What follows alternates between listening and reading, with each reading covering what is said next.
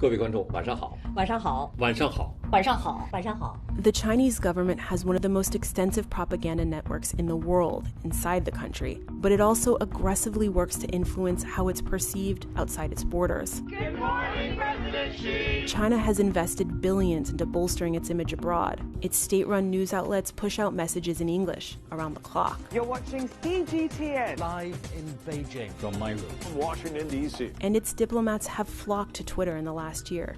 But what happens when this massive PR apparatus has to do major damage control? We analyzed thousands of tweets from Chinese state media and official accounts and found 3 dominant messages China wants to project to the world. Here's what we learned. A novel coronavirus hit the Chinese city of Wuhan in January. Early whistleblowers were silenced. People were angry about a government cover-up. 没有病床，没有医药。CCTV 讲的那个新闻全部都是假的。 But in the majority of tweets we analyzed, state-owned publications pushed a much more optimistic view, promoting what they said was an effective response. They are sharing videos like this. 说这个方舱医院接收病患以来啊，不仅看病不花钱，吃饭不花钱，还有人组织跳广场舞。 The Chinese Communist Party refers to this as positive energy, only focusing on the bright side of an issue. China did take drastic measures to try and stem the outbreak, but that's the only story China wants the world to see.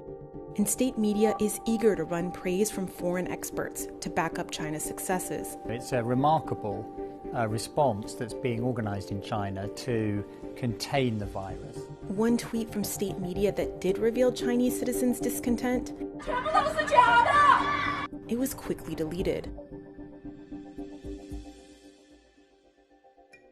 Once the virus spread across the world, China started positioning itself as being at the forefront of fighting the pandemic.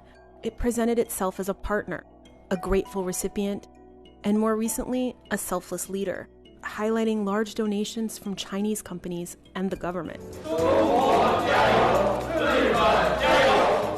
China hasn't typically disparaged other countries' responses to the virus, with one exception: the United States. President Donald Trump has been accused of denying, downplaying, and outright rejecting the concerns over the COVID-19 outbreak. Another thing we noticed are Chinese outlets disputing the origin of the virus. It all started in late February with a renowned Chinese epidemiologist.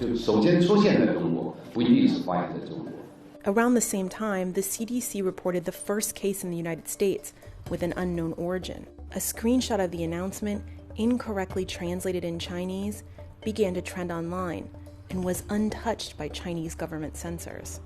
And a high-ranking government spokesperson actively pushed disinformation about where the virus came from. 目前病毒溯源工作仍在进行中，尚无定论。 A government giving an optimistic spin to bad news is not unique. We want to go big, go solid. The country is very strong. We've never been so strong. But the scale of the Chinese propaganda machine is. And it's clear that it's being deployed to try and tell the world a news story about the coronavirus pandemic.